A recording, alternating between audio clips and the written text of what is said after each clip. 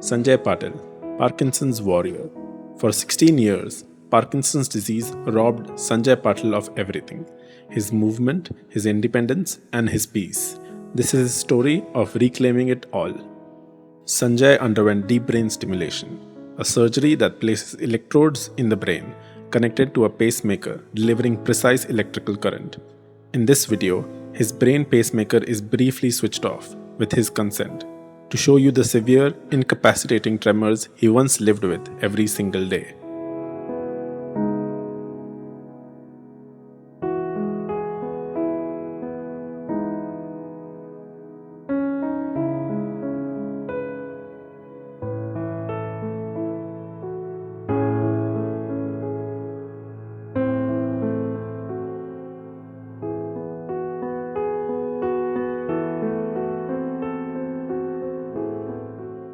अगोदरचे दिवस म्हणजे मी आज 9-10 वर्ष खूप सोचले. म्हणजे एवढं सोचलंय ना, की मला असं वाईट वाटायचं, की ज्या कार्यक्रमात गेल्यावर माझे मिस्टर माझ्याबरोबर नसायचे. मला खूप वाईट वाटायचं. मी एकटी असायची सगळीकडे.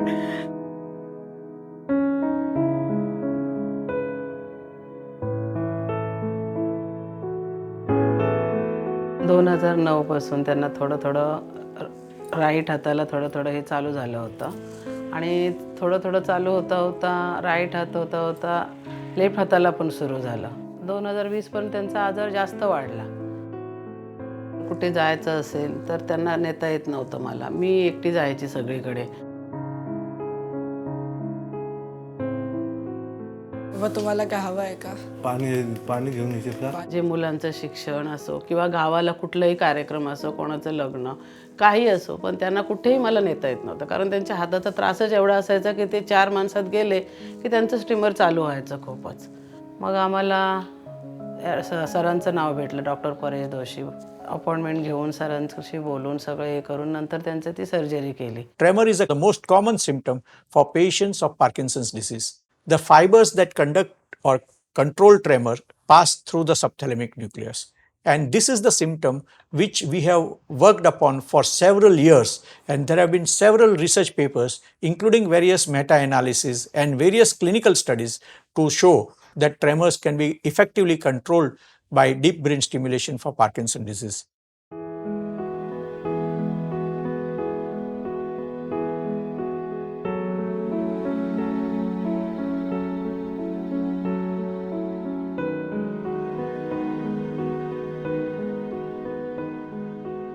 His son is seen turning the brain pacemaker back on. The moment as the current starts flowing to the brain, the tremor stops. Like a miracle, his body eases into calm. What you witness now is the power of deep brain stimulation.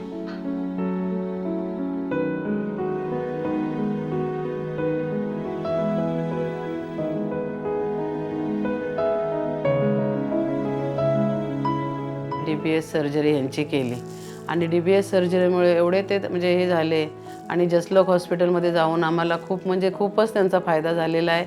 आणि आज ते स्वतःच्या पायावर उभे राहून स्वतःची कामं स्वतः करून आज जॉब पण पोलीसमध्ये करतायत. ते सगळं व्यवस्थित पार पाडतायत.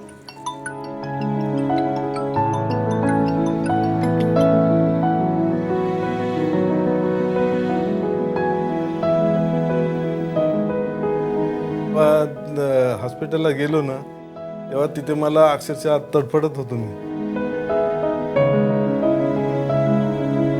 जाताना व्हीलचेअरवर गेलो, येताना मी स्वतः माझ्या पायाने उभा राहून आलो. बाहेर आलेले ते सगळे वॉचमॅन विचारतात, पेशंट कुठे आहे? पेशंट आमच्या पुढेच. अशी तरह सगळे पेशंट विन करून टाकाटाक बाहेर निघले. सगळे बघत राहिले, खाली आलो नाही.